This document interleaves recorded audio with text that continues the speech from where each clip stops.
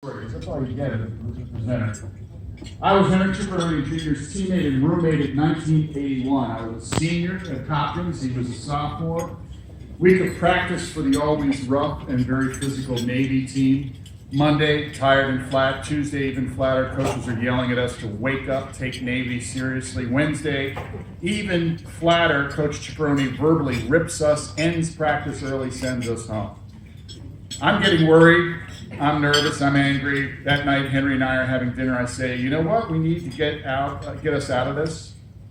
We need a good fight. Henry starts to smile. I say, tomorrow when we scrimmage, if anything happens, I mean anything, let's fight. Henry, smiling, that pearly, white, perfect smile of his, which we all hated, quietly says, okay, let's do it. Thursday practice, full scrimmage. I'm picking up a ground ball off a face-off. Suddenly, I'm viciously one-arm wrap check all the way around my throat, going down in a heap. I see it's Henry. By the time we hit the ground, we're punching the crap out of each other. Teammates rush in, tackling us, a lot of yelling, cursing, punching, yanking, wrestling. Teammates trying to separate us. They start pushing each other, a lot of energy, and eventually a lot of laughter. We crushed Navy that Saturday. What does that tell you? Henry Ciccarone Jr., just like his legendary father, was all in. He did whatever it took to win, to get better, to be the best. He never backed down. He trusted his teammates every game, every season. Always shared credit with others, was humble about himself. Henry was always humble about himself. He did this at Boys Latin before and at Maryland Lacrosse Club after Johns Hopkins. Eldest son of a Hopkins legend who passionately pursued excellence and being the best at a level very few can ever achieve. Yet Henry had grace and class on and off the field. He still does.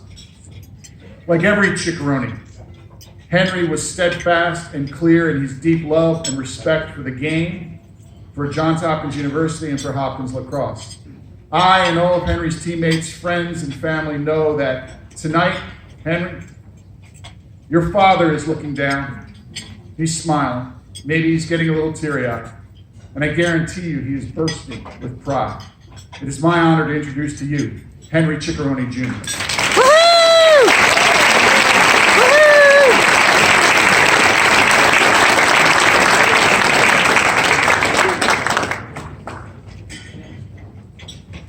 Kevin, thank you.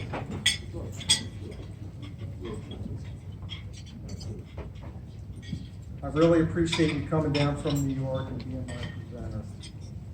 It means an awful lot to me. I remember sitting in the locker room one day after practice.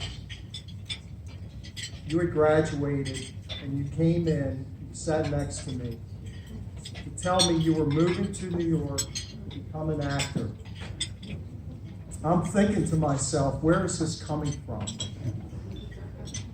Did you act in high school in Delaney or in college at Hopkins? I'm thinking you're crazy, but I wished you good luck and off you went. Well, now I look at you and I want you to know I am so proud of what you have done with your career. And my family has always followed your success as an actor. Who would have thought the guy who acted in A Cinderella Story, Raising Helen, American Pie 2, The Craigslist Killer, Home Alone 3, The Blacklist, The Good Wife, House of Cards, and so many more roles would be standing here tonight helping to honor me. Kev, we had some great times at Hopkins and played in some great games together. Thank you, and I love you. I want to thank the Uslacrossehalloffame Hall of Fame committee for this great honor. A special thank you to Mike Morrow and Coach Don Zimmerman, both close friends of mine and my family. I also want to thank Steve Stenerson. A lot of people have no idea what Steve has done for lacrosse. In 1983, I'm a senior at Hopkins. The entire U.S. Lacrosse Hall of Fame consisted of two individuals. Those in one room. Those two individuals were Steve Stenerson and Sharon Greedy, the wife of Bobby Greedy. They were across the hall from my father's office in a room at the Athletic Center at Hopkins. Over 35 years later, look where U.S. Lacrosse has come to since then, under Steve Stenerson's leadership. It's pretty amazing. Stenny, I commend you.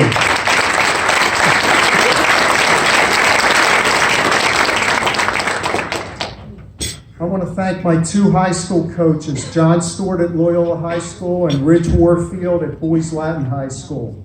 What an honor to play for both of you. Thank you. To my two club coaches, Arlie Marshall at Maryland Lacrosse Club and Skip Lickfist at Mount Washington Lacrosse Club. Arlie, thank you. What a great run we had. Skip, when I came back to play for you after taking 3 years off, I dedicated my comeback to my father's recent passing. It was an honor to play for you in my final year and end my career bringing the USCLA championship title back to Mount Washington after a 13-year drought. Thank you, Skip.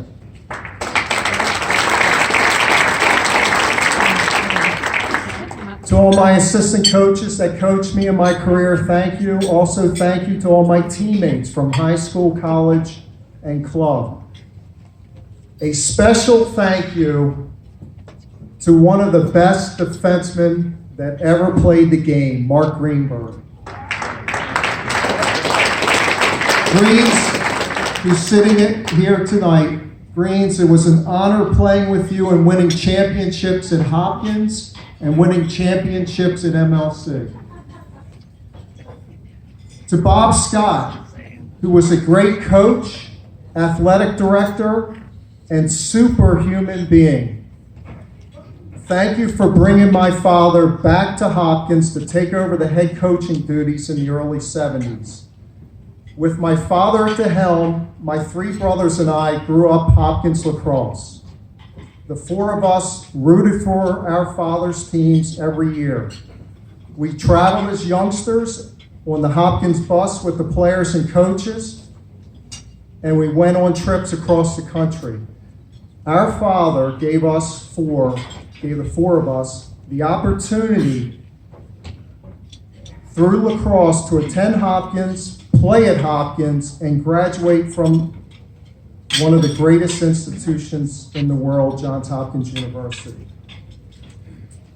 I was fortunate to play my 4 years for the greatest lacrosse coach of all time, who happens to have the best winning percentage of all time at .889.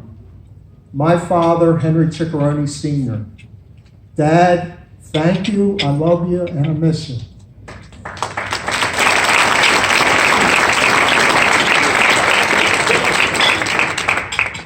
I want to mention my three sons who are celebrating with me tonight, Luke, Brent, and Zach. I love you guys very much, and I'm very proud of you guys. To my best friend and partner, Marika, thank you for all your love and support. My cousin Jay is here with his fiance and their children. Thank you for coming and supporting me.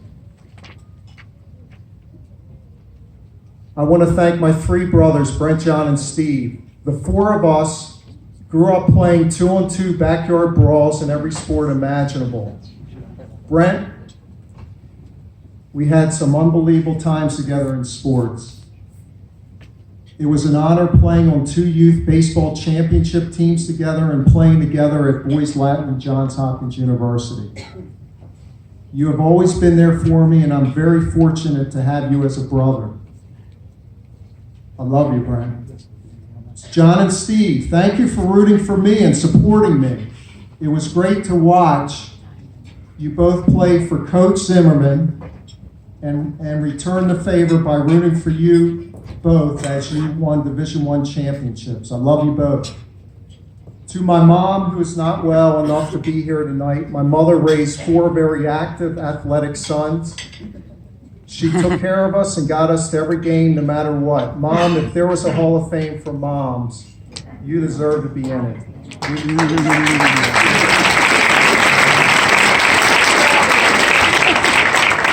We could not have made it without you. Thank you, Mom. I love you.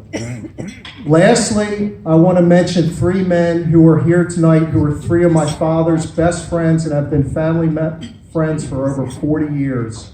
Not only have these 3 individuals supported my father, they supported me and my brothers as well. Neil Grauer. Neil is an icon. He has supported Hopkins lacrosse for over 50 years. He has known and befriended all the Hopkins players and is the one who invented and draws the Hopkins Blue Jay. His Blue Jay just had his 50th anniversary. Congratulations, Neil. We love you and thank you for everything. Brian Goodman.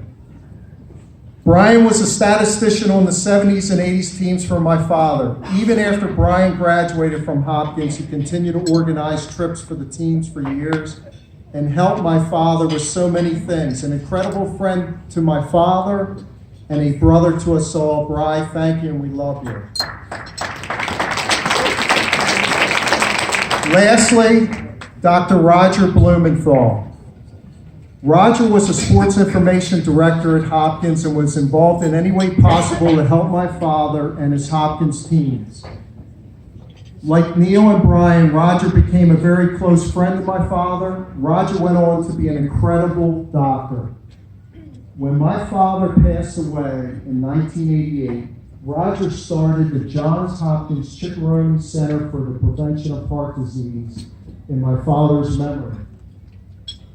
For the last 30 years, Dr. Blumenthal has relentlessly grown this facility while becoming one of the best heart disease doctors in the country.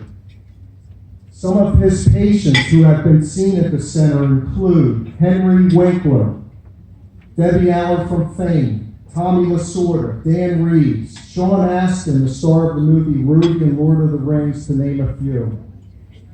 My family will never be able to repay Dr. Blumenthal for everything he has done for our father's legacy and for our family. Thank you, Roger, for everything, and we love you.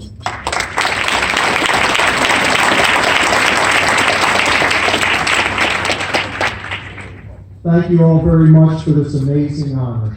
Thank you.